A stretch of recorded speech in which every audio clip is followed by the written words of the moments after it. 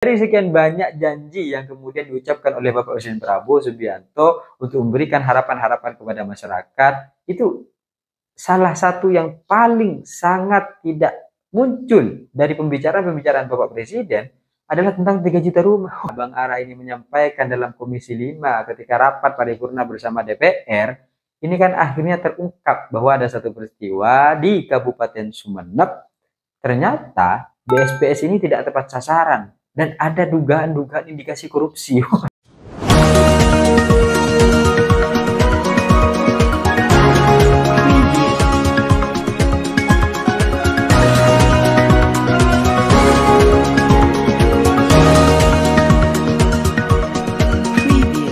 Hai korban ghosting, kadang memang berbagai macam janji-janji itu diberikan sebegitu meyakinkannya sampai kita ternina bobokkan kalau itu hanya ucapan bukan tindakan. Ya, ucapan-ucapan bahwa aku akan segera melamarmu, aku akan segera menikahimu, cintaku sungguh begitu besar kepadamu, tapi ternyata kita gak sadar kalau itu hanyalah buayan. Kalau itu hanyalah kata-kata, omong-omong tanpa tindakan nyata dan tidak akan bermakna. Dan hal-hal demikian itu tidak hanya terjadi di antara pasangan yang kemudian menyampaikan rasa cintanya kepada kekasihnya, tapi juga kepada pejabat-pejabat publik, kepada orang-orang yang ingin menduduki posisi-posisi jabatan publik.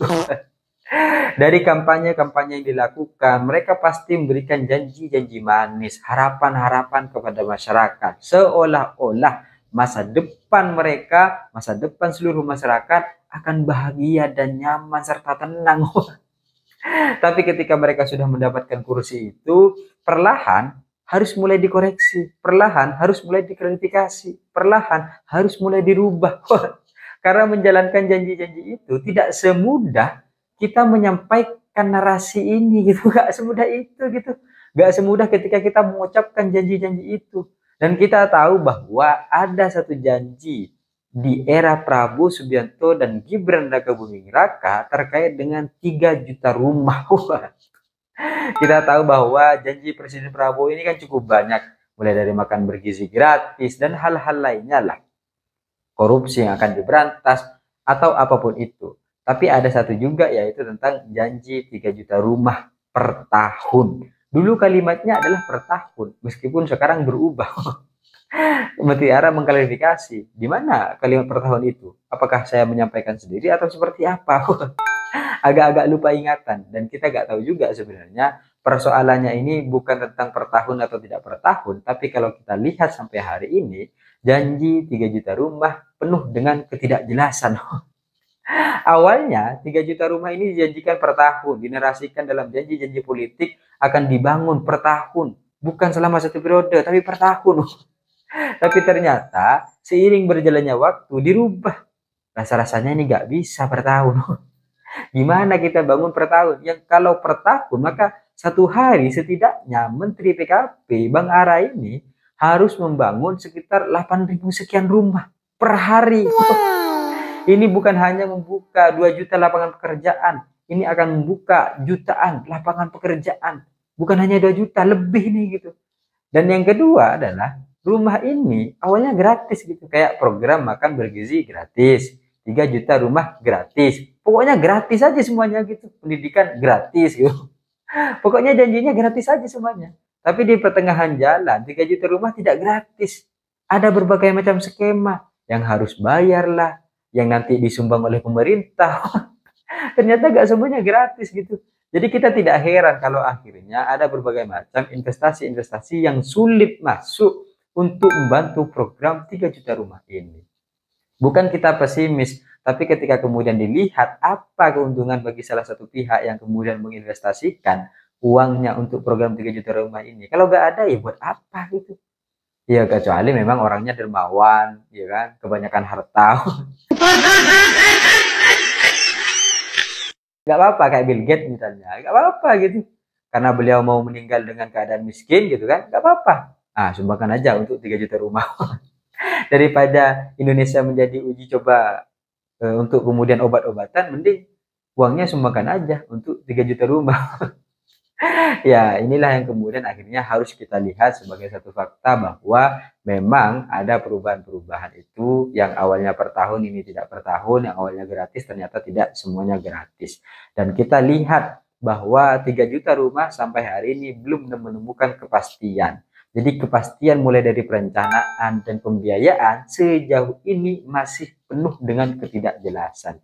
Dan inilah yang kemudian sebenarnya menjadi persoalan dan hambatan. Kenapa 3 juta rumah sampai sekarang belum jelas? Ya karena perencanaannya gak jelas, pembiayaannya gak jelas. Ya akhirnya pembangunan 3 juta rumah ini hanya akan menjadi mimpi indah. Oh my God!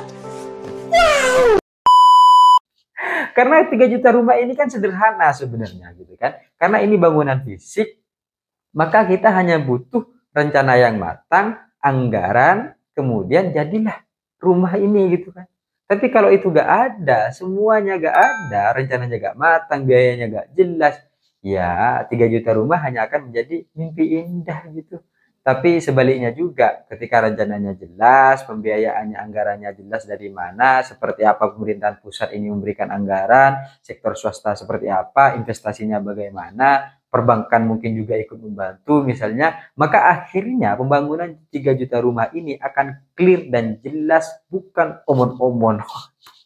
Ya, ini yang kemudian harus kita lihat. Dan sejauh ini sebenarnya pembangunan 3 juta rumah yang ditargetkan, yang awal mulanya adalah per tahun, ya kita bisa lihat sejauh ini ternyata tidak sampai 300-an gitu. Bahkan jumlahnya masih sekitar 200-an. Dan itu pun ada berbagai macam hal. Bukan dibangun secara gratis, bukan diberikan secara gratis, tapi ada yang renovasi, ada macam-macam. Kalau pemberantasan korupsi, wah ini masih sangat menggelegar disampaikan. Makan bergizi gratis terus diawasi. Dan dalam berbagai macam media-media, wawancara atau sebagainya, masih ada statement tentang makan bergizi gratis. Tapi soal tentang 3 juta rumah, ini sangat jarang keluar dari Bapak Presiden. Ini kayak program yang dia nak tirikan. Tidak terlalu menjadi yang prioritas gitu. Karena kalau dilihat akhirnya memang ada berbagai macam persoalan di dalam proses pembangunan ini. Yang awalnya kita lihat sederhana gitu kan, ya ternyata tidak sederhana itu gitu. Kalau ada lagu itu kan, kita usahakan rumah itu dari rencana tampak sederhana, tapi tak kunjung kelar. Karena gak selesai gitu. Ya karena perencanaan dan biayanya yang tidak jelas sehingga program ini penuh dengan hambatan.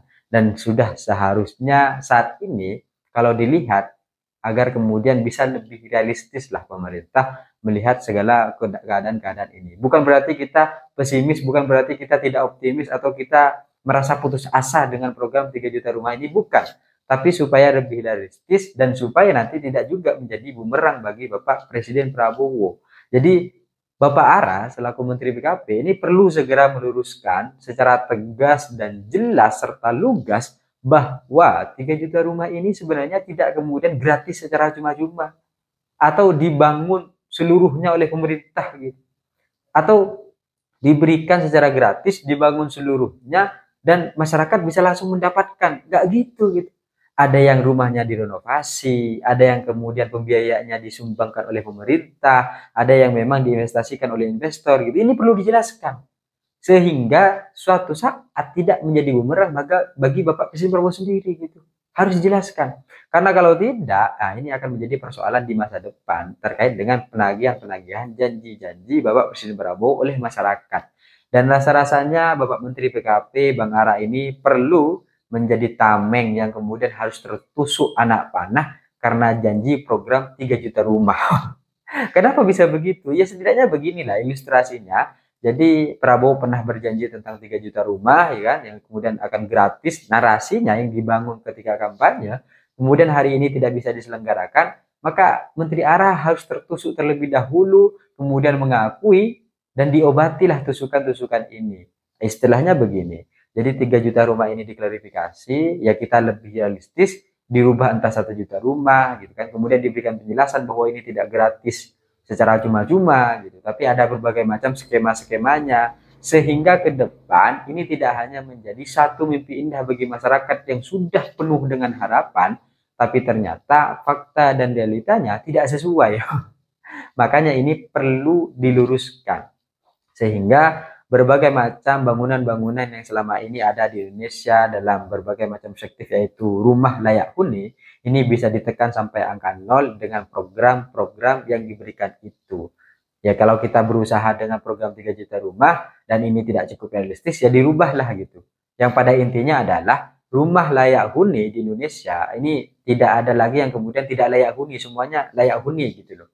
Jadi jangan sampai terpaku kepada angka-angka yang fantastis tapi ternyata tidak berdampak baik bagi masyarakat. Nah ini kan juga tidak baik. Lalu apa gunanya program pemerintah kalau pada akhirnya tidak bermanfaat bagi masyarakat? Dan inilah yang kemudian ketika kita membicarakan tentang rumah gitu kan, ketika kita membicarakan tentang manfaat yang kemudian muncul dari program pemerintah, saya jadi teringat dengan salah satu kasus. Ini kasus yang kemudian ada di daerah gitu kan. Kita pasti dengarlah soal BSPS, bantuan stimulan perumahan swadaya. Kita pasti tahu gitu. Nah, salah satu yang kemudian hari sedang ramai ketika Bapak Ara ini kan juga tidak benar juga kalau akhirnya kita langsung menuduh demikian atau berpikir demikian. Pemikiran-pemikiran ini akhirnya bisa dikategorikan sebagai satu pemikiran yang sakit hati karena kekalahan kontestasi. Karena kalau dilihat sebenarnya BSPS ini adalah program pemerintah pusat yang dulu dipegang oleh PUPR, Menteri PUPR. Sekarang karena ada perumahan sendiri maka ya dipegang oleh Menteri PKP gitu kan. Nah itu dulu pemerintahan pusat yang kemudian mempunyai program ini. Kemudian masuk kepada desa-desa, masuk kepada kabupaten-kabupaten yang sebenarnya secara jelas kalau dilihat dari berbagai macam teks-teks wawancara yang kemudian ada dari Bapak Bupati Fauzi, itu disampaikan bahwa sebenarnya Bupati juga tidak ikut campur dalam urusan ini. Dia mulai dari proses perencanaan, implementasi, gak tahu gitu. Tapi ketika pembagian hadir. Tapi dalam proses yang lain, beliau gak tahu, tidak dilibatkan atau bagaimana kita gak ngerti. Tapi dalam satu posisi, ini memang program pemerintahan pusat yang kemudian masuk kepada daerah-daerah. Dan seharusnya ke depan ini menjadi evaluasi bagi pemerintahan daerah termasuk Fauzi, agar tidak hanya menjadi yang ikut-ikutan dan mengambil alih pemberian misalnya, tapi dalam satu posisi perencanaan dan berbagai macam hal di awal dia tidak ikut campur. Sehingga akhirnya ketika jadi permasalahan ini bingung juga gitu. Gimana harus menanggapinya? Dan kasus-kasus ini memang harus perlu dijelaskan secara hukum. Dan kalau akhirnya kita lihat sekarang, pada akhirnya kan Fauzi ataupun Pak Said gitu, tokoh yang kemudian berasal dari PDI di Sumeneb, ini kan sudah memberikan klarifikasi kejelasan bahwa ya kita lanjutkan aja lah secara hukum supaya terang benderang. Kita dukung semua ini supaya nanti tidak terjadi lagi hal-hal demikian yang berulang di Kabupaten Sumeneb. Sehingga ke depan hal-hal ini tidak terjadi kembali dan dampak dari adanya program tersebut tidak hanya dimanfaatkan oleh orang-orang tertentu, entah kepala desa, ya kan, entah orang-orang yang kemudian memang bertugas untuk masuk ke daerah, tapi memang bermanfaat bagi masyarakat. Karena yang namanya masyarakat desa ini banyak tidak tahunya tentang program pemerintah. Dan itu perlu memang pengetahuan-pengetahuan, perlu memang informasi-informasi sehingga mereka bisa sama ikut saling mengawasi. Karena kalau mereka tidak tahu beliau-beliau masyarakat ini, ya karena memang minim informasi gitu, sehingga wajar kalau masyarakat di desa itu nggak tahu soal program-program ini. Dibantu 5 juta aja itu sudah seneng, apalagi 20 juta gitu kan. Bahkan ada penyimpangan-penyimpangan indikasinya, misalnya satu kakak ternyata mendapatkan 2 bantuan. Lah, hal-hal begini yang kemudian tidak boleh terulang, maka pemerintahan daerah harus mengambil porsi peran di mana perannya sehingga ke depan ini tidak menjadi satu kesalahan yang sama.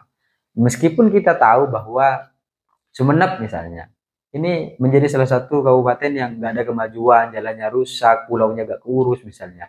Kita sampaikan itu sebagai kritik nggak apa-apa, tapi kalau akhirnya kita menyasar salah satu personal atau salah satu partai karena isu tertentu yang sedang ramai, ini kan nggak baik juga gitu. Akhirnya salah sasaran. Karena pada akhirnya kritik ini bukan untuk memberikan pembangunan, untuk memberikan dampak yang nyata, tapi lebih kepada mengambil sisi negatif untuk menyerang seseorang. Ini kan nggak baik juga kalau akhirnya demikian. Nah, tapi yang pasti adalah dan yang penting adalah setelah kejadian ini harus menjadi evaluasi bersama sehingga ke depan ini tidak kembali terulang. Dan Bapak Ara ataupun Bapak Ahmad Fauzi selaku Bupati Sumeneb ya juga harus mengevaluasi dirinya. Setidaknya ke depan ini terus menjadi lebih baik dan bermanfaat bagi masyarakat. Saya pikir itu cita-cita saya, ingin seperti Gibran, tapi saya sadar diri dan sadar posisi. See you, korban ghosting.